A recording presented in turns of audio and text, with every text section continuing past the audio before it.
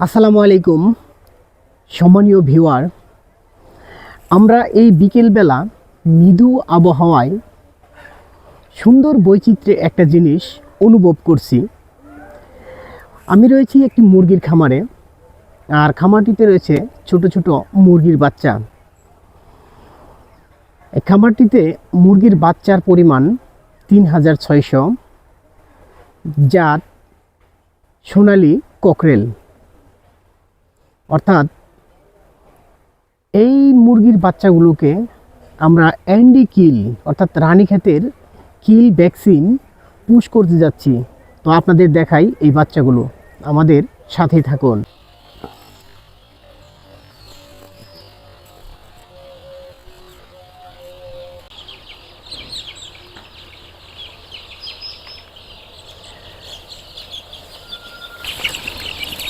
মৃত জীবাণু দ্বারা যে রোগ সংক্রামিত হয় তাকে কিল্ট বলে।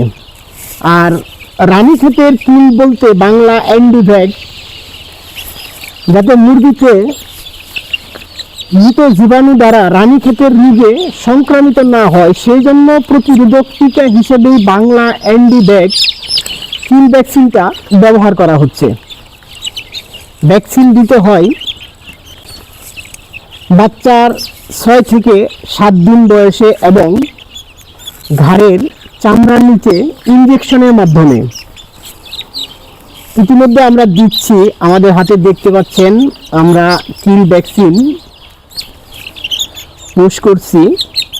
সাধারণত সামনের দিকে শীত প্রবাহ হচ্ছে, শীতের সময় রানীক্ষেতের আক্রমণ বেশি হয়, তাই আপনাদের সোনালী, ককরেল, কালার বার্ড এই সমস্ত মুরগির বাচ্চাদের যারা যে সমস্ত খামারিরা লালন পালন করে থাকেন, সোনালী, কালার বার্ড, ককরেল মুরগির বাচ্চা, এরা শীতের প্রাদুর্ভাব বুঝে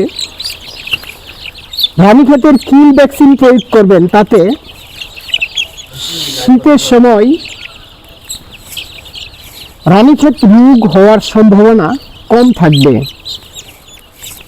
এমনিতেই মুরগির বাচ্চার বিশেষ করে দুটি রোগ আমাদের বেশি থাকে, একটি হচ্ছে মাইকোপ্লাজমোসিস আর দ্বিতীয়ত হলো কক্সিসিডিসিস, অর্থাৎ ঠান্ডা এবং আমাশা।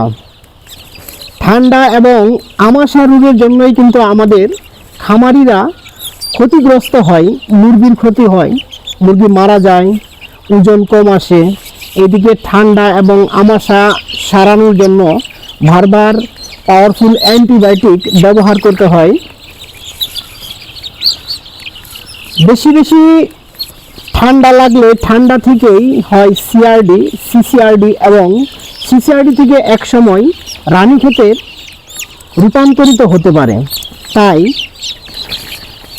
রানীক্ষেত এর লাইভ ভ্যাকসিন খাওয়াবেন নিয়মিত, এবং বাচ্চার যখন 6-7 দিন বয়স তখন অ্যান্ডি কিল ভ্যাকসিন দিয়ে দিবেন। তাতে আপনার খামার থাকবে সুরক্ষিত।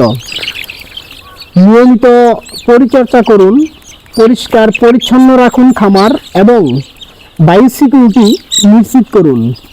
আজ এই পর্যন্তই। আল্লাহ হাফেজ।